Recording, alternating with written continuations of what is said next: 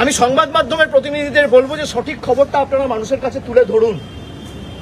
যেভাবে মানুষকে হয়রানি করছে, হেনস্থার শিকার হতে হচ্ছে, বিশেষ করে গরিব, নিম্ন মধ্যবিত্ত, এসসি, এসটি, মাইনরিটি, ওবিসি,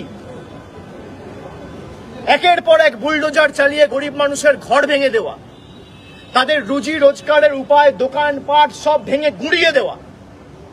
একটা গরিব মানুষ যদি রাস্তায় রয়েছে, তাকে একটা বাড়ি না দিয়ে বিজেপির নেতারা ভাষণবাজি করছে, সে কেন রাস্তায় দুধ গরম করছে?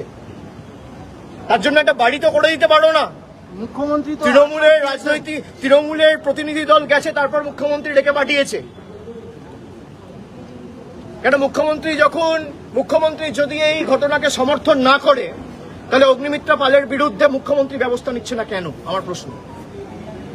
উনি বলছেন কি বলছেন? আপনি কি তাহলে অবৈধ উচ্ছেদকে, অবৈধ এনক্রোচমেন্টকে সমর্থন করছেন? খুব ভালো প্রশ্ন, রিপাবলিক বাংলা। আমার একটা পাল্টা প্রশ্ন থাকবে, একটা পাল্টা ছোট্ট প্রশ্ন। আপনারাই বলেন, দেশের প্রধানমন্ত্রী নরেন্দ্র মোদী চা বিক্রি করতো রেলওয়ে স্টেশনে। রেলওয়ে স্টেশনটা কি তার সম্পত্তি না পাবলিক সম্পত্তি? এই উত্তরটা দেখ, তারপর আমাকে